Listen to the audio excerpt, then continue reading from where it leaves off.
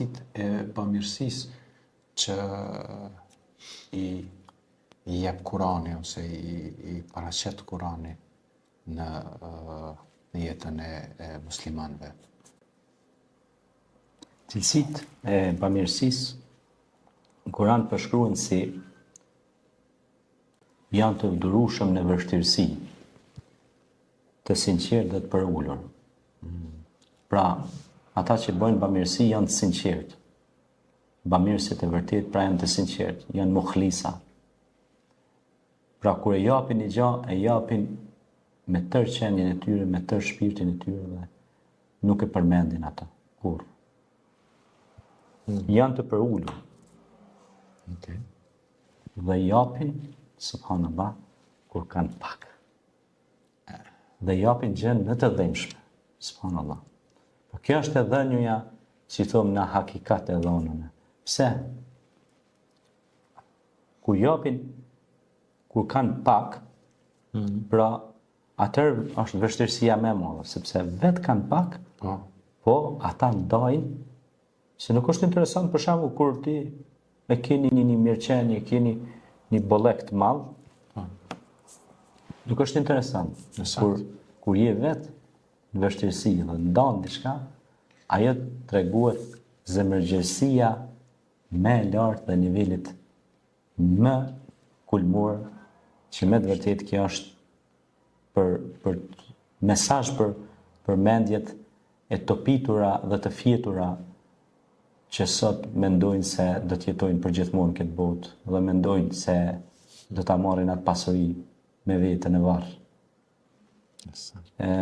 Kjo është një, pa të ndërhyj kërkoj falje, është një cilësi mjaft e mirë e njeriut, sepse po, nëse do të kishim gjendje të mirë financiare, edhe pse i japim një përqindje minimale, nuk do të ishte një diçka shumë shqetësuese, por ai që e ka të paktën edhe e ndan, sikur me thënë 50% shi 1 milion shit nuk është njëjtë sikur 50% shi 1 euros. Pavarësisht që është 50%. Absolut. Sepse të lënë me 50 cent, a i tjetra të lënë me 50.000. 50 miliona, që është me 50.000, se si më llogaritje. Po, pikërisht. Prandaj thot Zoti në Kur'an, "Laysa al-birra an tuwallu wujuhakum qibla al-mashriqi wal-maghrib, walakin al-birra man amana billahi wal yawmil akhir والملائكة والكتاب والنبيين وآتى المال على حبه ذوي القربى واليتامى والمساكين وابن السبيل والسائلين وفي الرقاب. Domethënë, thotë nuk është mirësi të ktheni fytyrat drejt lindjes ose perëndimit, por mirësi është të besoni Allahun, të jepni nga pasuria juaj, pavarësisht sa e doni atë, pra të jepni për të afërmit, yetimat, të varfnit dhe ibn sebil. Ibn sebil janë ata të metur në rrugë, subhanallah. Më thonë, je nis dikon, Allahu të ka sprovu, je met në rrugë, pra të kanë harxhu gjitha mjetet monetare, je pa bukë, je pa ushqim, tu ka prish mjeti i transportit. Dhe situatë e papritur. Situatë shumë e rëndë. Kupton? Edhe nëse ti gjendesh mesin e besimtarëve, çaja jote u sjell. Kupton? Vjen vetura, vjen ushqimi, vjen krejt. Mund ka ndodhur një rast shumë interesant. Kemi qenë para shumë vitesh ishim në Tiranë me një mik timin, edhe kur shkova atje me autobus dhe ai ishte hera parë që vjen në Tiranë dhe ishte shumë interesant. Edhe kur zbrit aty, ishim studentë.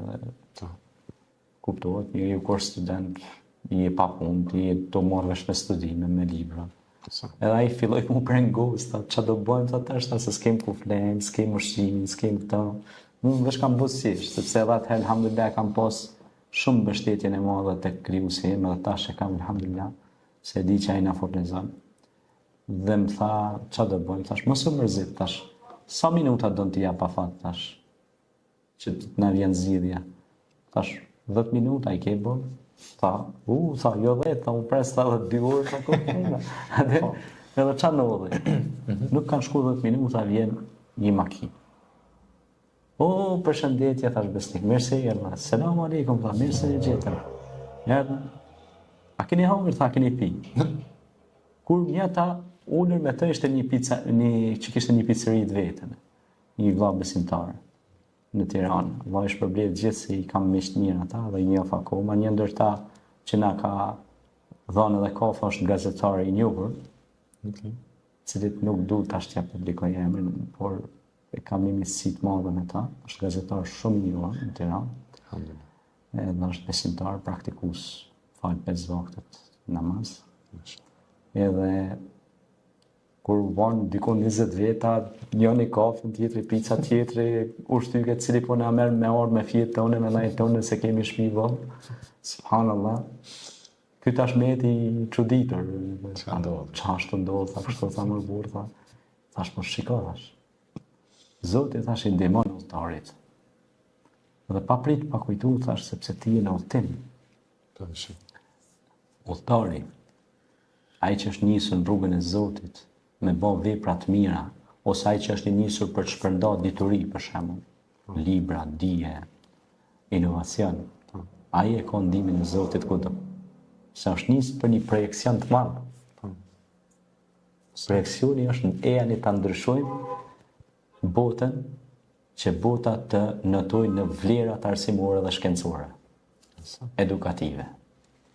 Dhe kështu që pastaj kur thot për të afërmit, shpesh herë më vjen shumë keq kur më thonë a bën mi dhon vitrat, për shkak kur ishte çështja e Fitr Bajramit. Motrës ose vllava. Kjo katastrofë. Ndaj gjakut edhe ndaj njerëzve tonë të afërm na kemi obligim me ndihmu. Mi mbështet në çdo aspekt. Ajo, pastaj tjetra është lidhja farafisnore që ne kena diskutuar disa herë bashkë. Është e lidhur me arshin e Allahut. Kush bëhet shkak me ndihmu farafisit vet, ka me i dhënë Zoti mirësi, bereqet e tona të mira, s'ka më javë ditë. Tani të jetimi është tem vete. Bamirësia të jetimi është, pejgamberi alayhis salam ka thonë, unë jetimi do të jem si këta dy gishta në xhenet bashkë. Mos ngati. Ka thonë, kush ja përkthej flokët një jetimi, për çdo fije të flokët, jetimit, thot ka sevap, ka problem tek Allah.